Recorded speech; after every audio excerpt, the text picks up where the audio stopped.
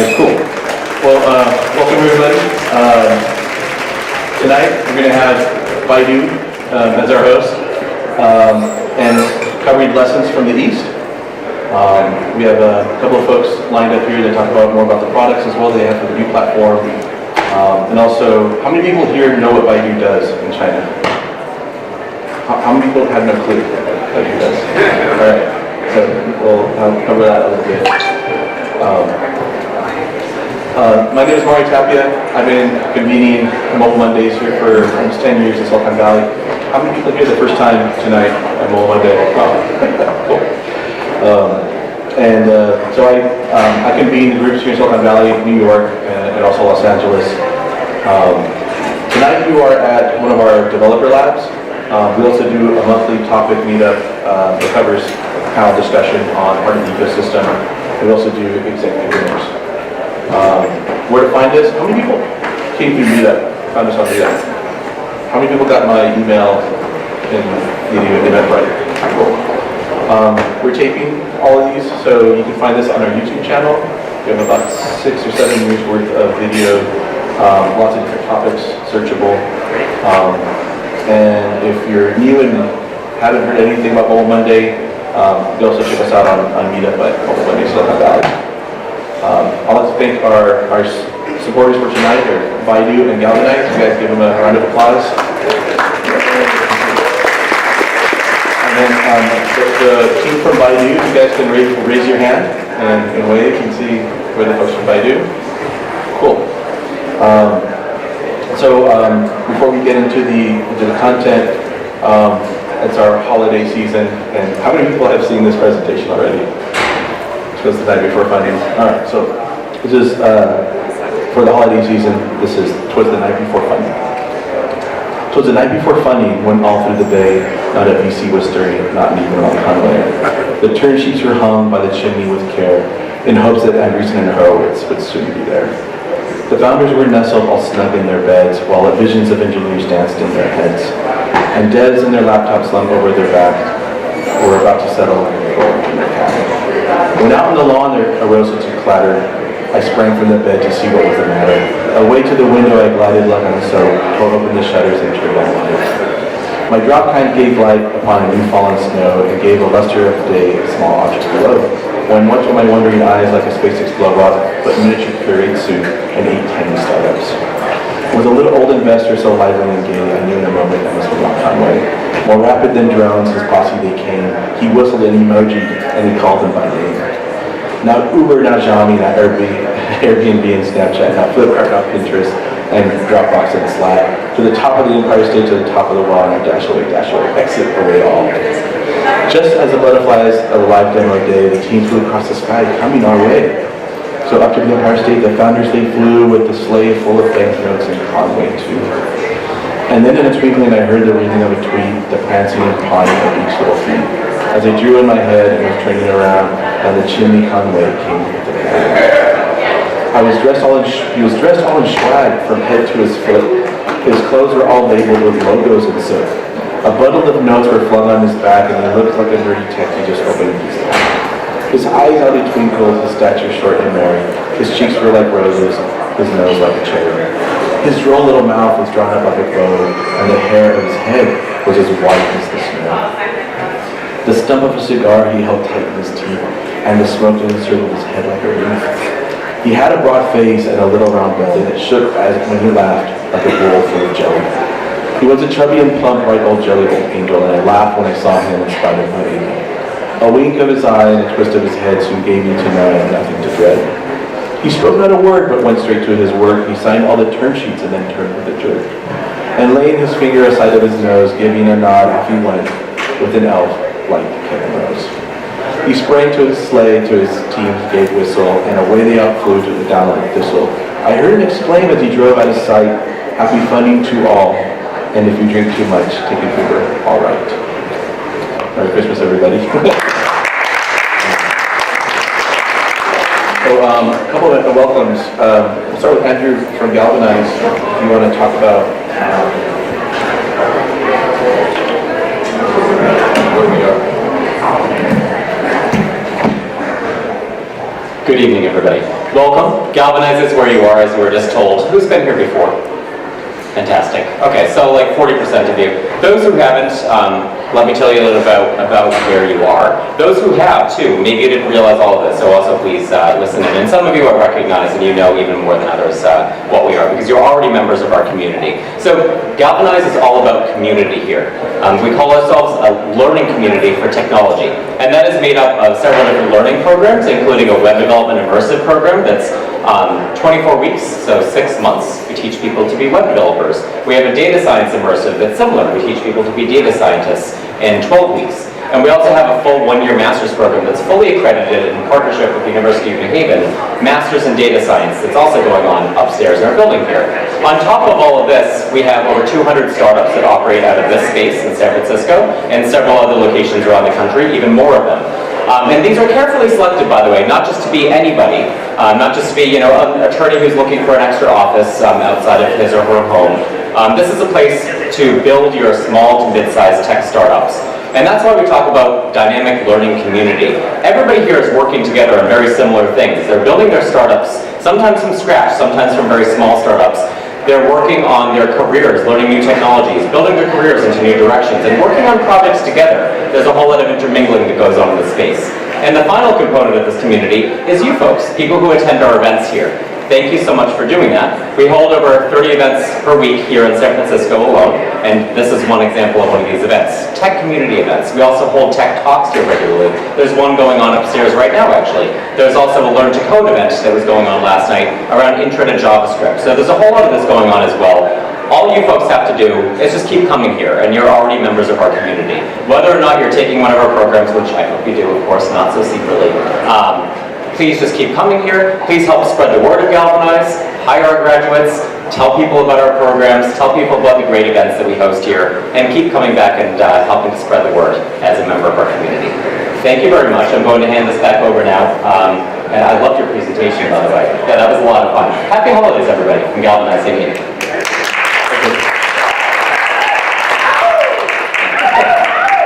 All right. So I'll introduce first speaker for tonight, Josh with Baidu. So my name is Josh Fenn. I'm Senior Marketing Manager at Baidu. I'm actually based out of Beijing, and I'm joined here today by my colleagues from not just Beijing, but also Shenzhen. We have a colleague here from our Silicon Valley office too. That's Elaine. She's in the front row, and she'll be talking a little bit later on today. So this is actually the second such event on this kind of unofficial Silicon Valley tour that we're doing. And the main purpose is to let people know more about what Baidu is doing around the world outside of China, including also in emerging markets, but now more recently in the US. So today's talk is going to be divided into 3 main sections. First, I'll give a short introduction to Baidu as a company. What is Baidu for anyone who raised their hands just now and wasn't sure what we are? I'll explain that. I'll share some of our international products, our 2C products, and also our new 2B product, which is Duet Platform, which is the main focal point of this event, and how it can actually help developers in the US, and also how we focused on emerging markets for that product as well. Next, we're going to have Renee Zhang. She's our technical account manager for Duet Platform. She is based in Beijing, and that's her over there. And she's going to be leading a short workshop on Duet Platform, teaching people about what makes it different from other solutions, and also how developers can best utilize it. And next, we're going to have Elaine Hu, and she is our BD manager based out of Sunnyvale. And so she is the person who you should be getting in touch with, probably at the end of the event. And she's basically, she'll be talking about some of the monetization strategies that we've learned from the China market and how those strategies have translated into developing this solution, Duet Platform, for developers in the US and also for other countries. So first, a short introduction to Baidu as a company. Our mission is to provide the best and most equitable way for people to find what they're looking for.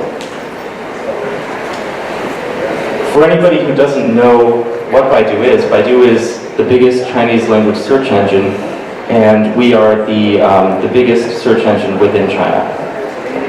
We process billions of unique queries every day. So to give people an idea of the scale of that, our mobile search app has, which actually commands the majority of our search engine traffic share in China, has over 660 million monthly active users in China.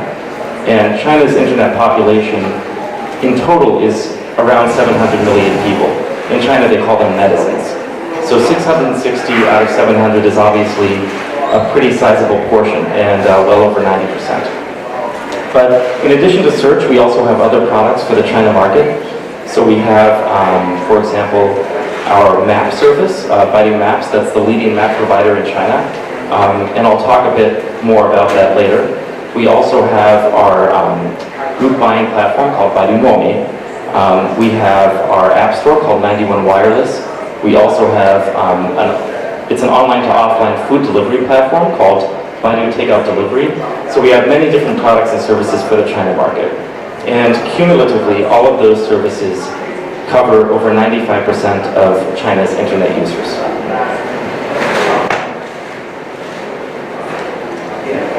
So we are a technology-based media company. Baidu as a whole has around 40,000 employees, and that includes people in invested entities all around the world.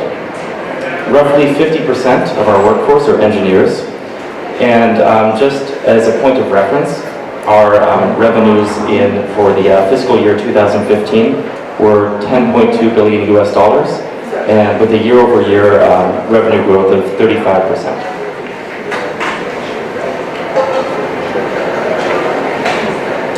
So my colleagues and I who are here today actually represent Baidu's global business unit.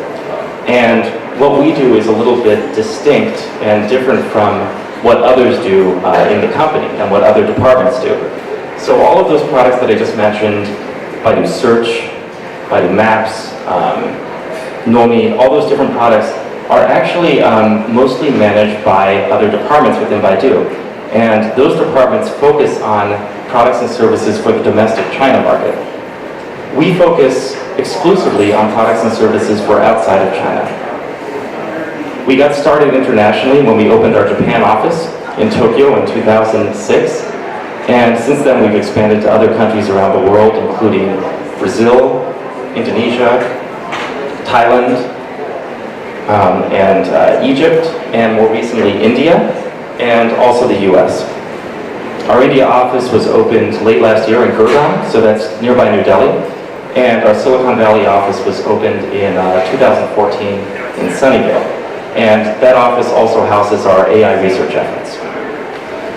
Our thought process when it comes to going outside of China is to look at countries that fit a similar developmental profile in terms of internet development to that of China but several years ago.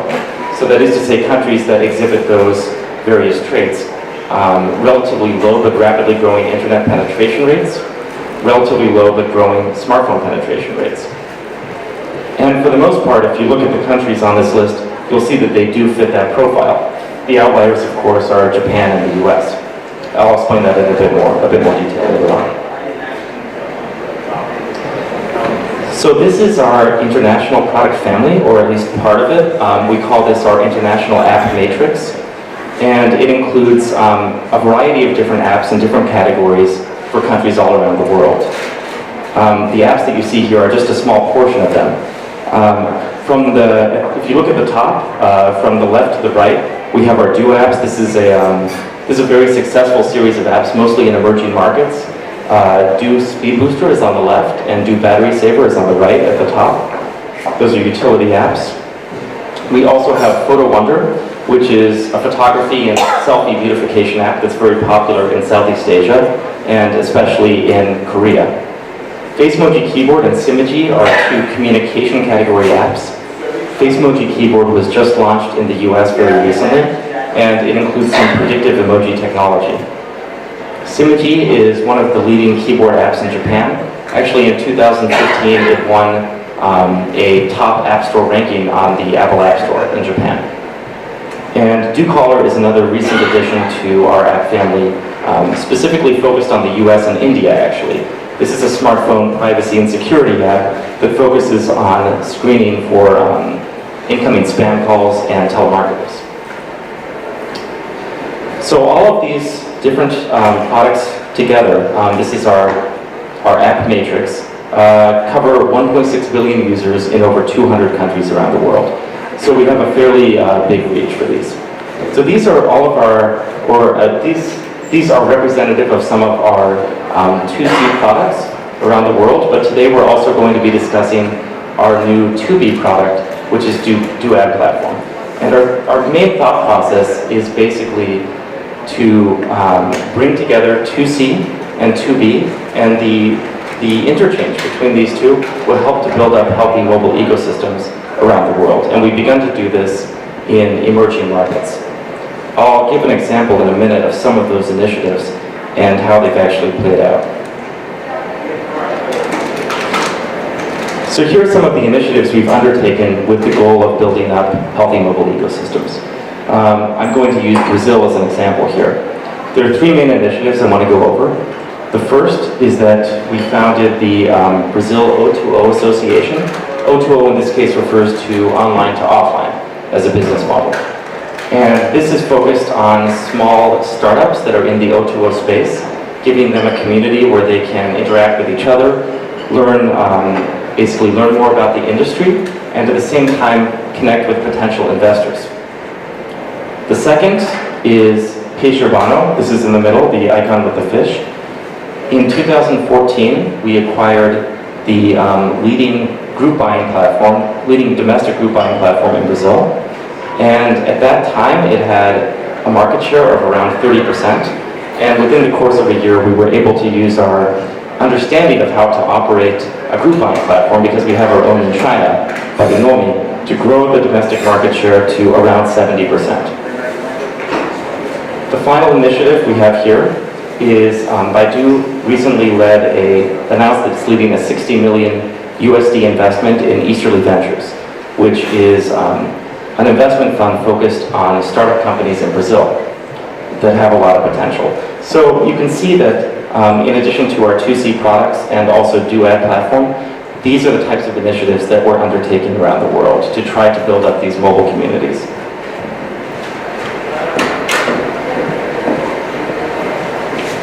Another thing that we've undertaken recently is Baidu Maps, bringing it globally. So Baidu Maps is actually the biggest mobile map service in China, and it has over 348 million monthly active users, so its user base is quite large. At the beginning of this year, the Baidu Maps team announced that it was bringing Baidu Maps to some other countries outside of China. They started on a relatively small scale. They brought it to 4 other countries in Asia. But since then, a few months later, they made another announcement. It was going to expand to 103 countries all around the world. And just recently, last week, they announced that it's now available in 209 countries around the world. This initiative focuses on Chinese tourists who are going abroad and tapping into that stream. What we do is we team up with local tourism agencies or local government tourism bureaus to integrate relevant points of interest into our maps in those countries. And that can include not only sightseeing spots, but also hotels, restaurants, and any other places that might be of interest to Chinese tourists. So because this is aimed at Chinese tourists, the language and the interface is still the same app that they would use while they were in China. They just go overseas and they have a seamless experience to be able to use it somewhere else. And it's still in Chinese.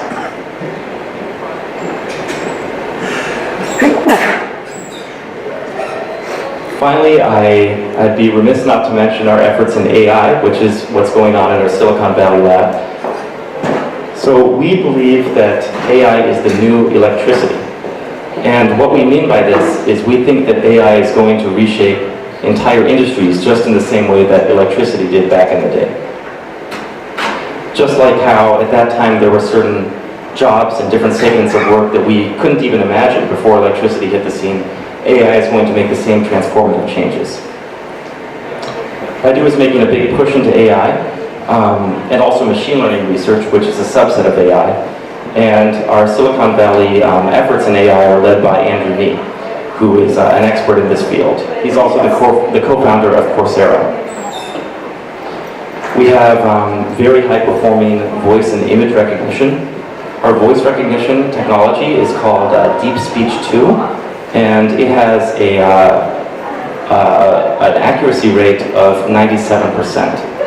And our image recognition technology is called Deep Image 2, and it has an accuracy rate of 99.7%.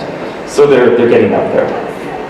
And these technologies, they can actually be integrated into consumer apps as well. So they don't just, they aren't just for very lofty purposes per se, but they can also be integrated into a variety of different apps. And we're already making use of this in some of our 2C products. There are 2 apps that we just recently launched in the US. I mentioned this one before, DoCaller. This is our smartphone privacy and security app, and this also utilizes predictive technology. So we have a cloud database of over 1.5 billion scam and telemarketing numbers. And DoCaller can draw from that database on the fly and help you to block calls that are from known scammers. Actually, an interesting thing is that the product team did a study and they found that roughly 1 in every 7 calls that we intercepted through DoCaller in the US were from scammers. So it's actually a very in-need type of product for this market, but also, of course, for India. The DoCaller team is actually, because this is a new product, they are launching an awareness campaign called Make the Right Choice. And this is awareness about phone security. So if anybody is interested, you can go onto YouTube and search for DoCaller or search for Make the Right Choice, and you can find information about the awareness campaign. Finally, FaceMoji Keyboard is another recent addition to our app matrix, and this was recently launched in the US. It's a predictive emoji keyboard. So when I say predictive, that means that you input a word or a series of words, and it will feed you a series of different emojis to reflect what your intended purpose is. So not just one emoji, but give you a series of emojis that you can then click on and send to people. It's kind of a spiritual successor to Simoji, which is the app I mentioned before, our keyboard app in the Japan market. And in the future, we plan to integrate some AI technologies, for example, deep speech, that's being researched in our AI lab. So that concludes my introduction, and now I'd like to turn the floor over to Renee John, who's going to give a short intro into how to use DevLab platform. Thanks.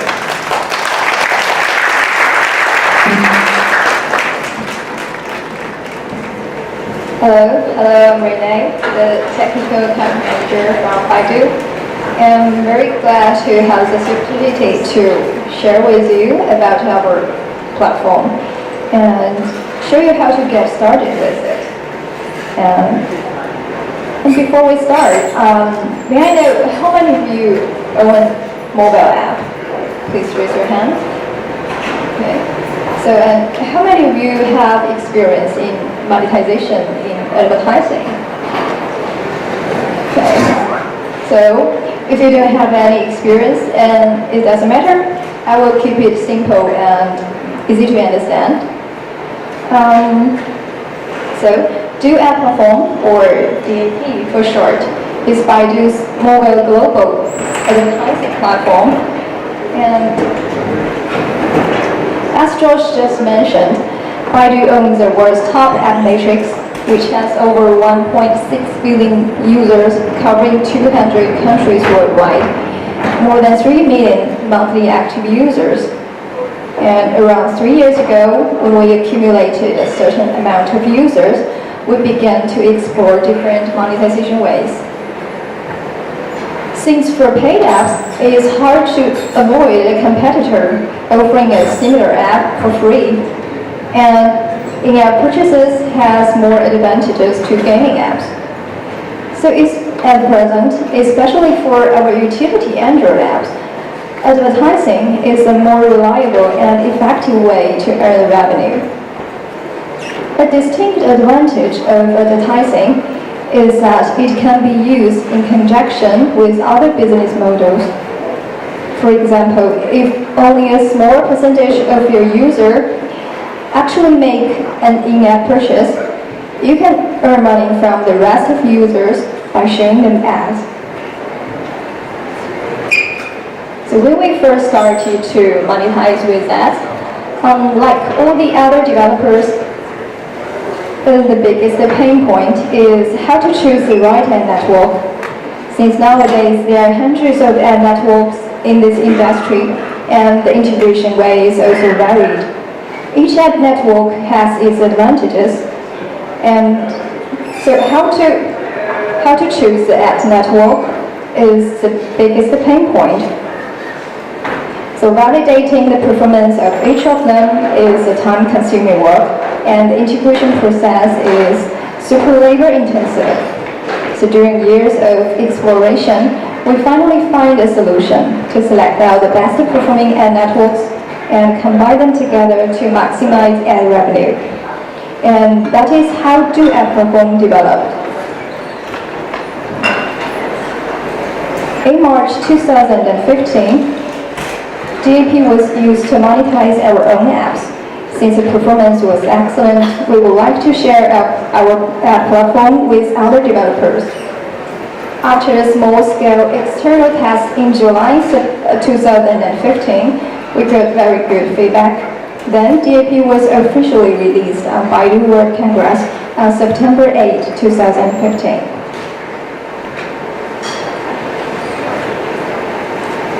With nearly 2 years of development and expansion, the monetization efficiency and revenue of DAP grew rapidly. Compared with last year, the total revenue has increased by 4 times. So far, there are 1,500 developers registered on DAP. The daily ad request has reached 1.5 billion. So what DAP provides is a complete turnkey monetization solution. It means that our platform does all the complicated monetization work for you. So it enables you to maximize ad revenue automatically.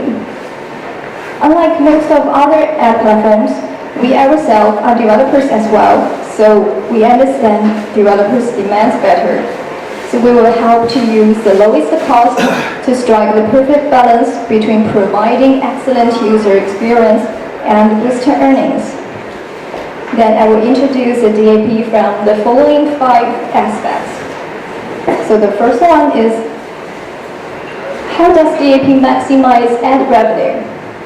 One major factor is our global high-quality ad sources. Firstly, as one of the world's top 10 internet company, Baidu has superior brand endorsement. Our top BD team and 7 overseas local business teams ensure that DAP has plenty of premium direct advertisers and rich direct offers. Secondly, we have adequate budget for Do Apps advertising. DAP will be the first priority channel to receive this high-priced Do ads. Thirdly, DAP has integrated more than 50 global high-quality ad networks, which help developers get rid of the hassle of trial and error. This mediation solution maximizes fill rates, and which is the percentage of ad requests that have filled with ads, and increase monetization by sending ad requests to multiple ad channels to ensure you find the best one to serve the ads. The fill rate of DAP is around 99%, which is much higher than other ad platforms.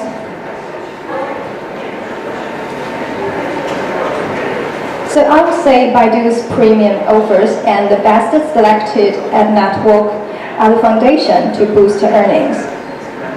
Based on this, DAP developed a unique peak selection algorithm to achieve this goal. We have a diverse range of apps, large and widely distributed user base, mass traffic, and accumulated experience in monetization. Based on all of this, we built a robust and sophisticated machine learning model and developed this peak selection algorithm for intelligent ad serving. Unlike many other ad platforms, we don't need to spend much time and traffic to train the ad pool. When you choose DAP to monetize, you don't have to start from scratch. You can get fairly good monetization efficiency once you access DAP. Actually, all the ad sources had been validated and trained by Baidu's own traffic. Then, how does peak selection algorithm work? As you know, eCPM is short for effective cost per thousand impressions, which is an estimate of ad revenue. So during each ad request, DAP evaluates the eCPM of each ad source and precisely sorts the offers according to app, country, time, and user, and many other dimensions. So it guarantees you always get the best matched offer with the best eCPM. Then, of course, you have to keep pace with the trends, so DAP continually monitor the performance of each ad network in real time to refresh the eCPM value and dynamically reorder them. There are over 10 TB of ad placement data and user preference data generated on DAP daily. This is a big data that we can process really quickly. We use stream computing to accomplish real-time data analysis. Therefore, with the targeted optimization for each developer, the monetization efficiency will be further improved. So each ad network may have eCPM fluctuation from one day to the next. DAP can obtain the superior eCPM offer by controlling their fill rates and make timely adjustments to maintain the peak revenue. Another feature of DAP is a time limit protection. Imagine such a scenario. A user will stay on a page for up to 2 seconds. If it takes more than 2 seconds for getting an ad, you may lose this impression. Even a high CPM offer has no value to you.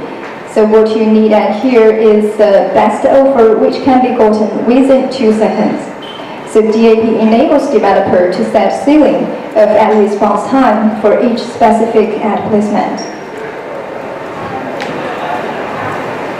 As you can see from the revenue chart, different colors stand for different ad sources. Our monetization solution will safeguard developers against massive income fluctuations. With a scientific combination of high-quality ad sources, and the fill rate is maximized, and the total revenue is diversified and grows steadily. So for developers, all this work was done automatically.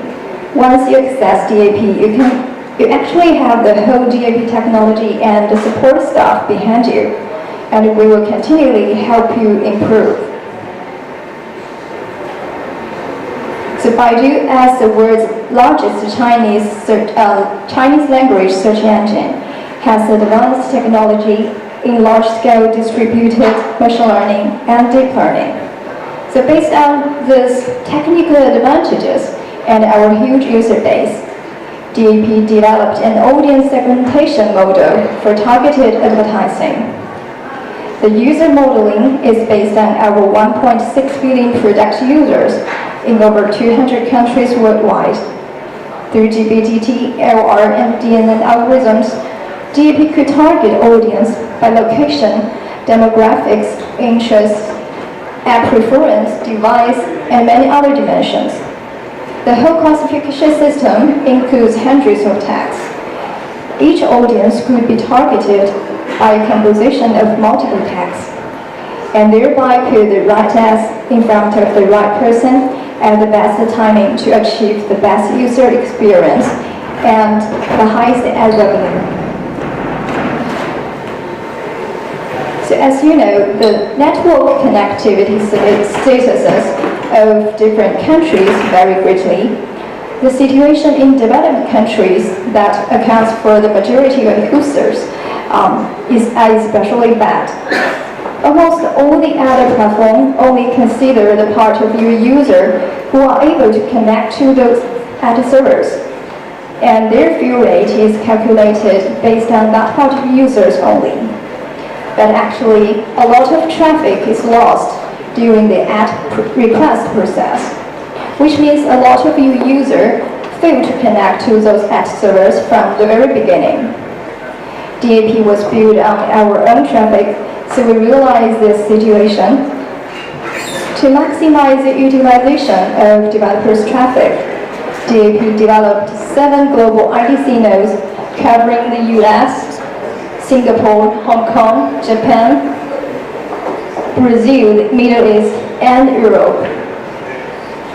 So, which provide a cloud service covering 80% of global mainstream internet users. In addition, DAP has developed an optimization system based on pre-detection technology and cloud acceleration technology, ensuring the shortest routes and the fastest arrival times. So the IDC optimization and network acceleration drastically increase the success rate and speed of ad request, fill rate, and the whole conversion rate. Especially for developing countries, the whole conversion rate nearly doubled, and compared with last year, our global fill rate increased by 10%. So, based on our experience, we have summed up the following good ad formats. The most recommended one is native ads. Native ads gives you the control to design the perfect unit. So ads can fit seamlessly in your app with high content integration. So it balances good monetization performance and greater user experience. Interstitial formats create full screen immersive experience between breaks in the app, easily grab users' attention, and often yield good returns. And as you can see from the screenshot, our new design of full-screen interstitial formats use color extraction and rendering technology to make the background color automatically match the ad material tones. Overall, it has high user acceptance since it looks like an app store. The background and the font color could be customized by developers according to their app style. So we will always recommend the most suitable ad formats for developers. And later my colleague Elaine will share more experience about this. So we think from developers' perspective, DAP offers the lowest integration costs. So compared with many other ad platforms, we offer higher global fill rate but larger SDK package size. We centralize access to dozens of ad networks through one SDK. So developers don't need to manage hundreds of SDK integration directly and without worrying about keeping them up to date. And this allows developers to add or remove an ad network through DAP instead of pushing out an update to all app stores. Because most of ad networks are integrated through server-to-server, and with advanced compression technology, we control our SDK size to around 100 KB for helping to save developers' app distribution cost. And in order to not to waste the users' traffic, we minimize data traffic for ad delivery as well. And with our simple API design, it takes only half a day for integration. Our dashboard provides one-stop data analysis, and later I will introduce more details about it. And more importantly, there is no user privacy concerns and no effect on product upgrades, since only basic Android permissions are required for integration. Last but not least, DAP provides local one-on-one support. So our headquarters is located in Beijing. We set up 7 overseas offices in the US, Brazil, India, Japan, Indonesia, Thailand, and Egypt to support the 24 hours services. And from integration, monetization to optimization, we provide one-on-one professional guidance, assistance, and constructive advice. So our next speaker, Eileen, is responsible for supporting you in the US.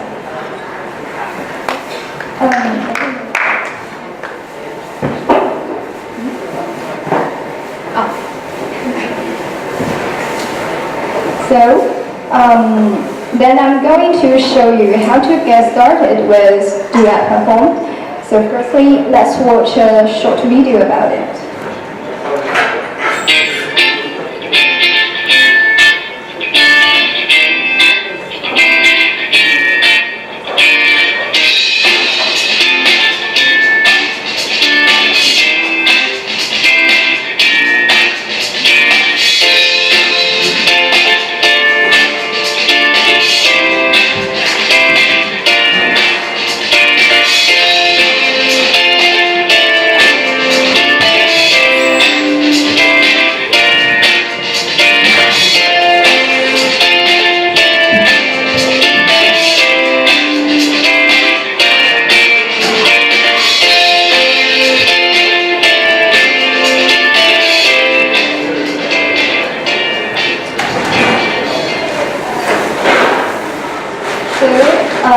I will show you how to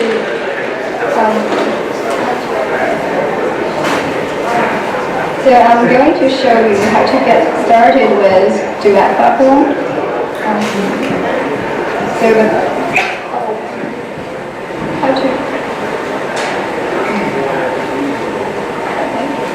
So the first thing we need to do is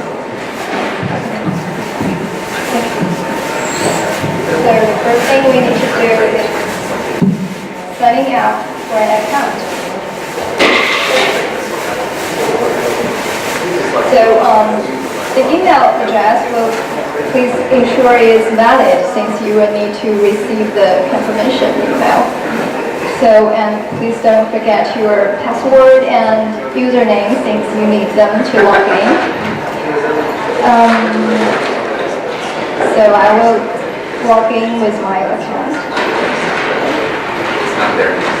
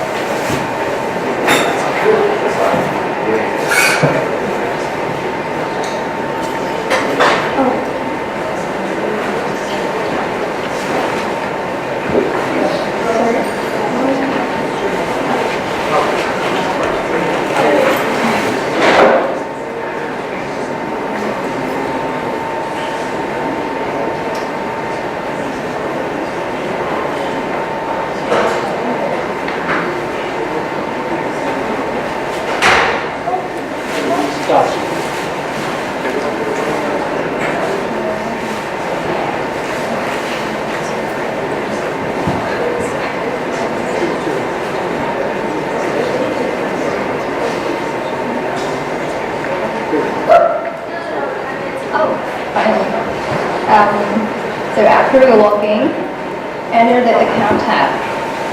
You can edit your basic information from here, and you can check password at here as well. And enter the app step. There are 3 steps for aiding your app for monetization. So firstly, complete some basic information of your app.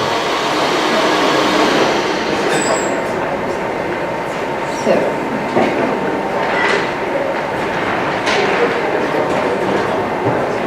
And then the next step, so you have to input a valid package name. So I'll try. So the next step is create an ad placement. Enter the placement name and describe the steps to trigger ads. So we will review your ad placement and may give you some suggestions to optimize them. And please make sure the ad format is correct. So once the placement is created, the ad format cannot be modified anymore.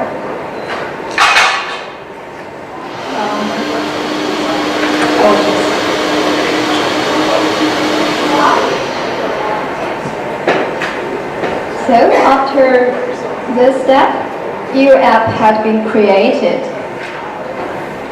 So here is our SDK. You can download it at our SDK from this link.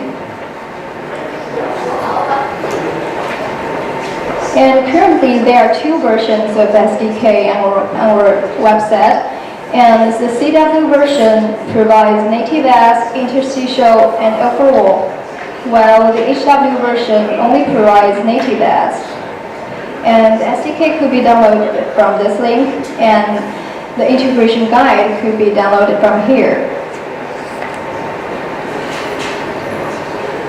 And I will go back.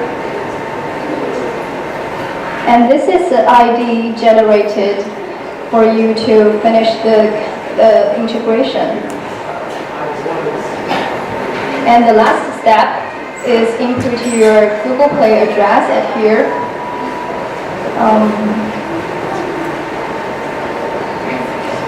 You have to input the valid GP address. So after all the information is completed, you can submit this app for review.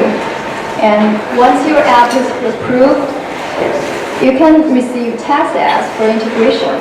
And once DAP receives your ad request, you will receive the formal ads for any revenue.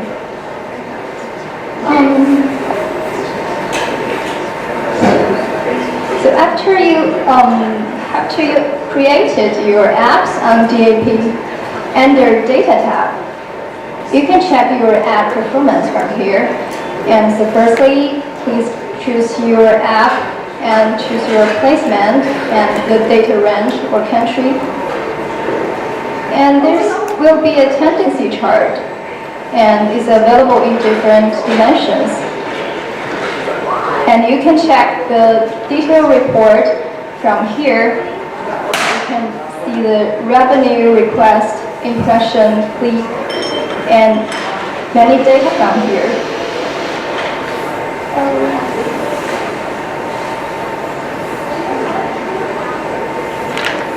And I will show you,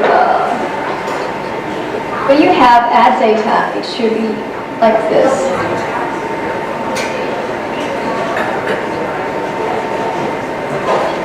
And you can see from here,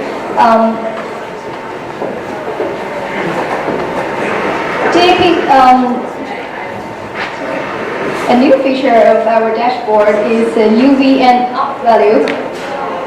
And UV stands for the individual user who requests the ads. And the up value is short for average revenue per user. And these two numbers help to measure your user scale and how much is an active user worth. So soon, DAP will add a new dimension for your data analysis. It's called user acquisition channel. And then you are able to check the app value and other ad data by your user acquisition channel. So we hope this can help. We hope this can provide some useful guidance on developers' user acquisition decisions. So on the home page, You can see your overall ad placement performance at here, and you can apply for withdrawal. But before you withdraw cash, please make sure you finish your finance information from here. And you can select auto withdrawal by click this. And if you check auto withdrawal, your balance will be automatically transferred out to your bank account every month. So you can check the FAQ from our help center. And if it doesn't help you, you can contact us through our emails or contact Eileen directly. So that's all. Thank you.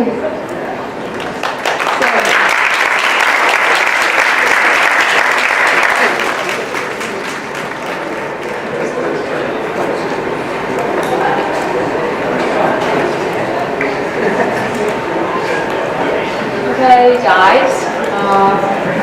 Thank you. My name is Shen Hu, and you can call me Elaine. And I'm responsible for the business development of Baidu's global products here in USA. Thank you. Okay, I know I'm supposed to share some experience from the East, but before I addressing that, maybe someone of you is wondering, okay, you guys are pretty strong, you're the second biggest search engine in the whole world, you're pretty strong in China, and maybe you're very strong in the Southeast Asia, then what about USA? After all, we're talking about US market today. So in order to address that question, I would like to share one data with you first. So here you can see these three charts mainly shows how today's Chinese app developers are doing in the US market. So you can see here, let's use Google Play as an example. So in 2014, you can see among the top 100 Google Play developers, 25% come from China. So it's already a very good number, but actually you can see the number kept increasing to 32% this year, which means actually this is a game developed by the US people, and we are only 3% behind the USA. So we are pretty good with what we are doing here in the mobile app business.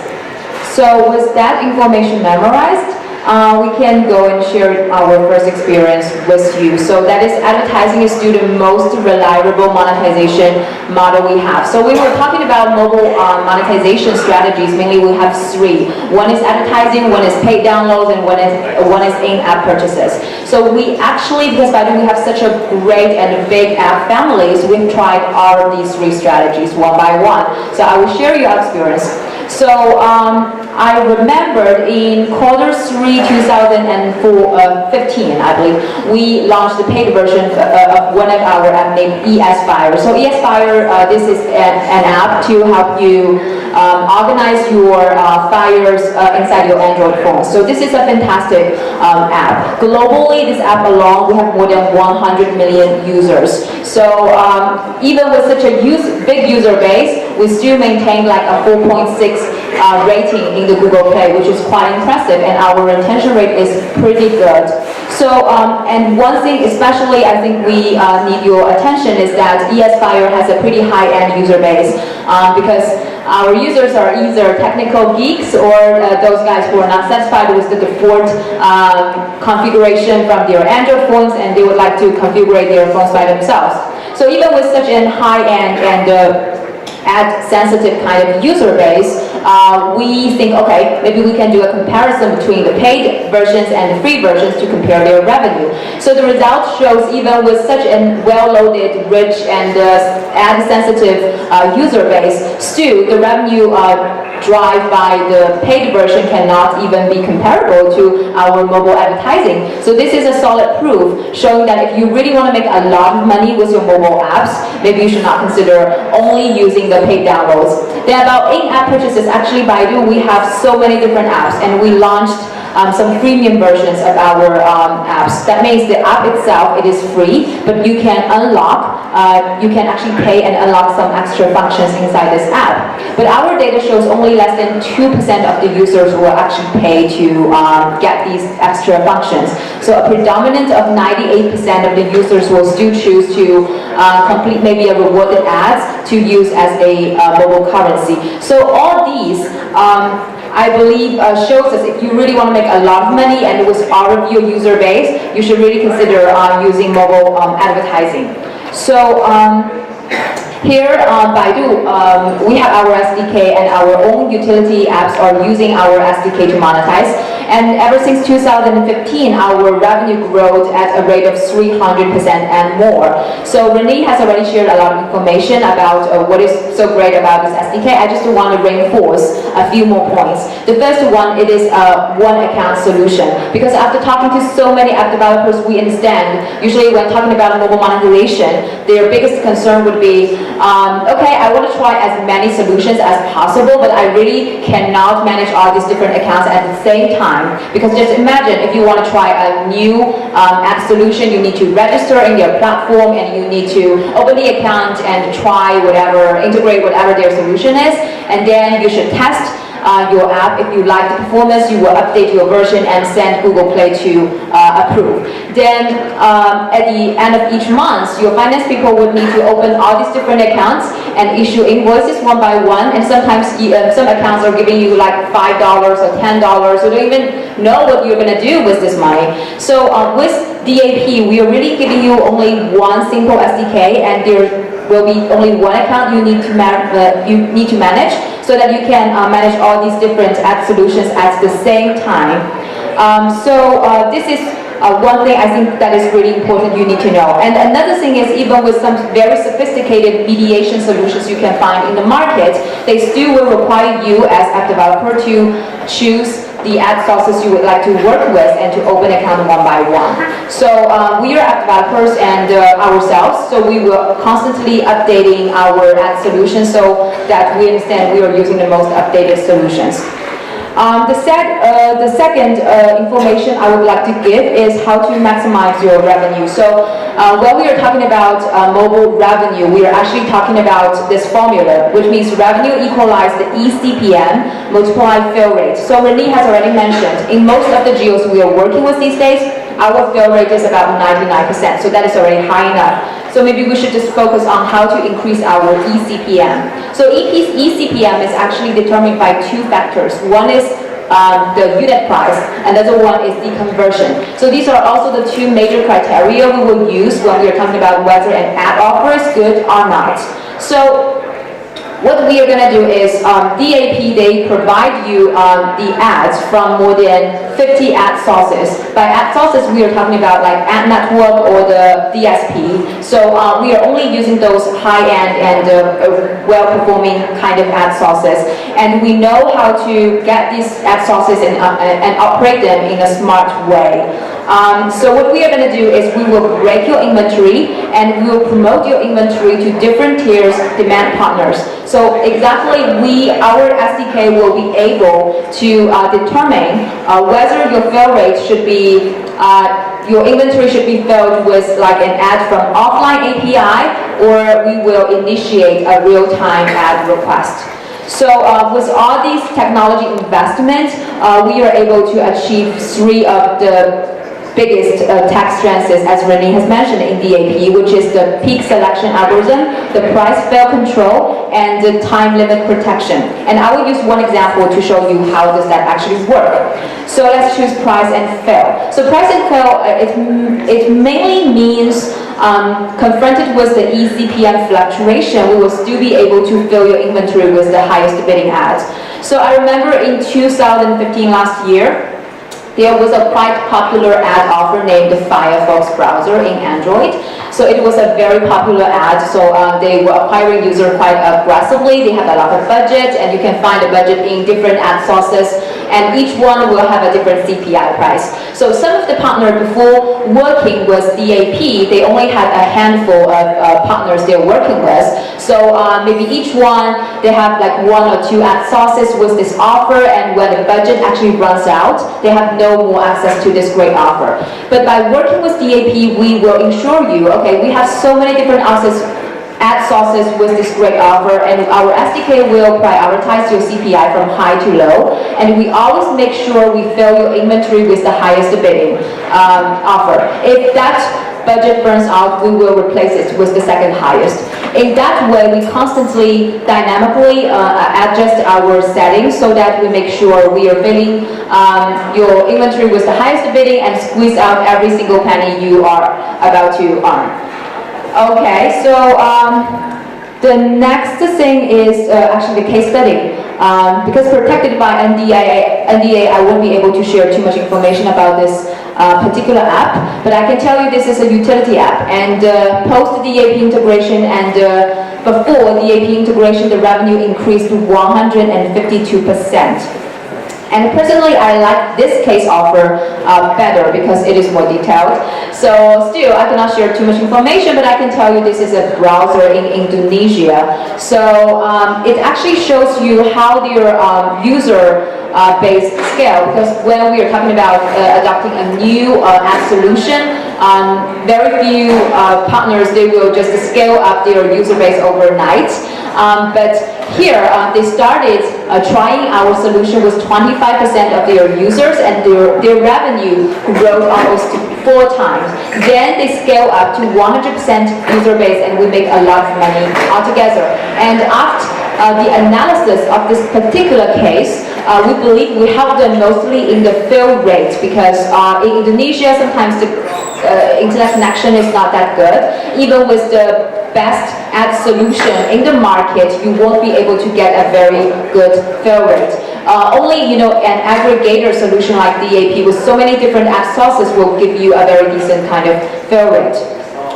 Okay, the very last experience I'm going to share you was about ad formats. So with DAP, you will be able to show different types of ad formats in your apps, and each one will require specific efforts to optimize. But with our data, we can show you, we recommend most the native, because native, they have some quite obvious, pros. For example, they're tightly integrated in the app usage, so it won't disturb the user experience. And their performance is very good. For example, if you are acquiring users from native ads, so the LTV, the lifetime value of your user, is usually 16% more. So if you are app developers, you are selling native ads, then your ad eCPM is usually 3 times higher. So it is undoubtedly that native has a very good performance. But still, there are some tips I would like to share with you how to use native in a smart way. So let's use battery saver of our own app as an example. So we use native ads in our result page. So this comes the first tip, that is always put your native app in an eye-catching places. Because here in the result page, because users come to our app with a purpose, they want to optimize their cell phone performance. So their attraction will be mostly, attracted, when we complete this particular action. So the second thing is we compare. Even in this same feed, we have 10 different cart places. After numerous tests, we still choose the number 1 place because it drove us most of the revenue. So the first tip is eye-catching. The second thing is make sure your native ad is big enough, because you want it to be spacious so that you can include all of the information like the ad title, ad name, description, and the action button, and so that you can also use a very exquisite kind of picture, which usually in the DAP cases, our native ad size is 1200 by 628. We can recommend you to even consider bigger ad size. The third thing about native ads is about design, because you want to match your this ad content with the rest of the app, right? So make sure you're using the same color, same fonts, the same style. And last but not least, consider cross-use different offers, cross-use the offers, from different categories. For example, you have a performance one and you have branding, always cross-use them, not like always branding, and performance. So just a performance branding, that is a smarter way. Here are two of other ad formats we would like to recommend. One is, on the left is interactive, on the right is trigger. So these two are also working very well. They are much fun and more interesting, and they have a lot of interaction with your user. But their disadvantage would be like visibility, because you always depend your users to open them so that you can see the ad content. So actually, we have so much that we would like to share, but limited by time. I think that's everything I'm gonna give you today. Here is my contact. If you, as app developer, you would like to monetize your mobile inventory, feel free to contact me, and I'm based in Sunnyvale office. So you can find us from the contacts here. So thank you again for coming today. Have a good night. Thank you.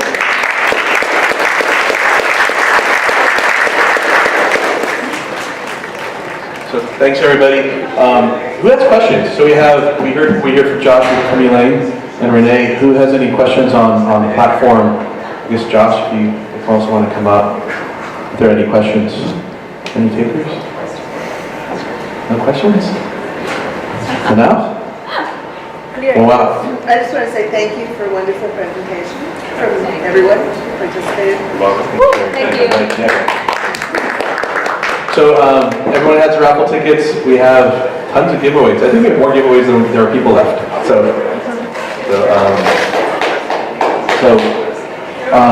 So we have we have some drones. We have some other we have gift cards and pop culture stuff. So I'm gonna do the first number here. Okay. Last.